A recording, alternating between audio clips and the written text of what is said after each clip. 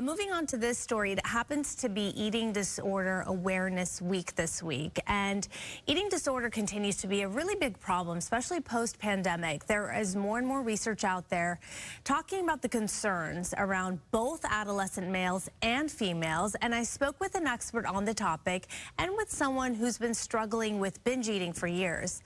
Just like everything else, if you're looking for it, you will find it online, and that is the problem.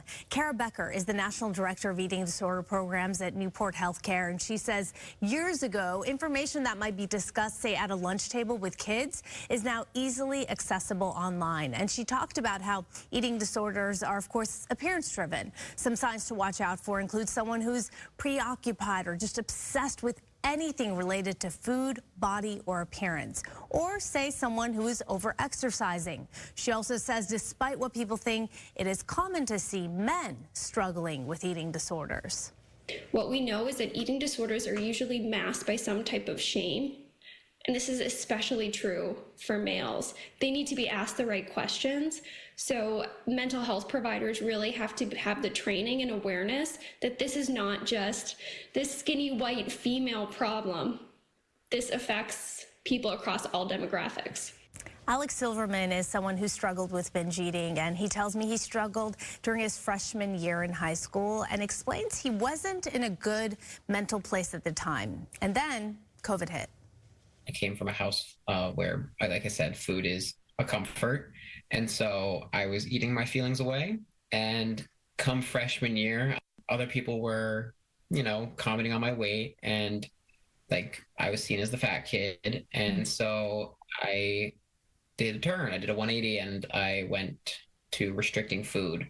That became a way to give myself a better self-image, make myself like myself more.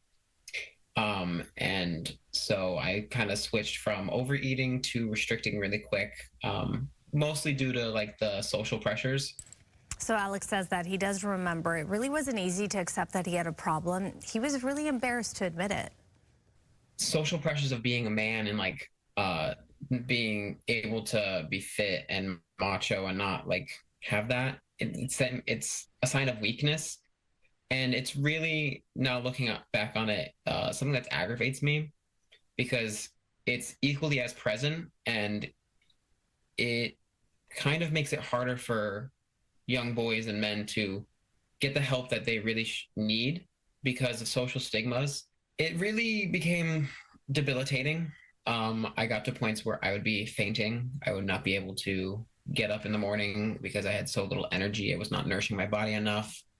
And then it really just spiraled from there. And then once it got prevalent enough, Alex and his family made the decision to get professional help, and he did enroll and lived on the campus at Newport's healthcare program for 3 months. Alex says that his relationship with food has improved. He now wants to share his story to let others know that they are not alone. It's partly feeding my soul in a way. I've always been that like caretaker and like concerned about others.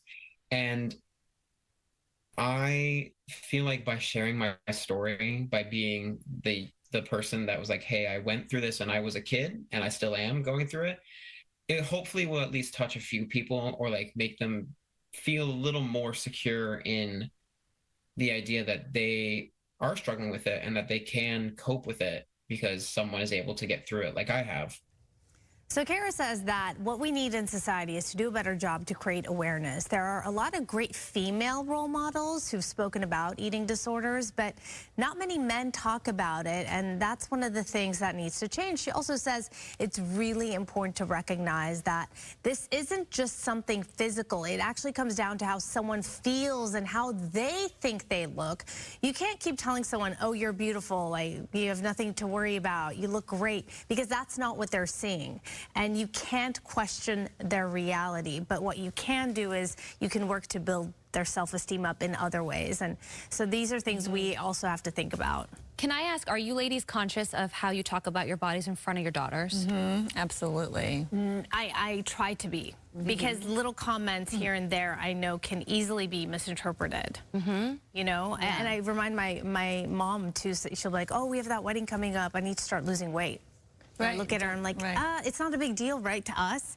But if you start saying things like that, that message starts little to children, infiltrate. And then they're like, oh, well, in order to look good, I have to lose weight then. Otherwise, I won't look good. Right. And I have to try to fit into this versus this. Right. And Yeah. Or to tell a young girl, oh, you're so cute, you're so beautiful, I love the way you're dressed or how you look. You know, we should give compliments that go beyond physical appearance. Yes. You know, you're so smart, you're so witty, I love the way you make people laugh or make people smile. Those are things that I think we really need to be aware of and conscious of. I'm just thinking about my grandma taking me to Walmart and telling the cashier, isn't my granddaughter gorgeous?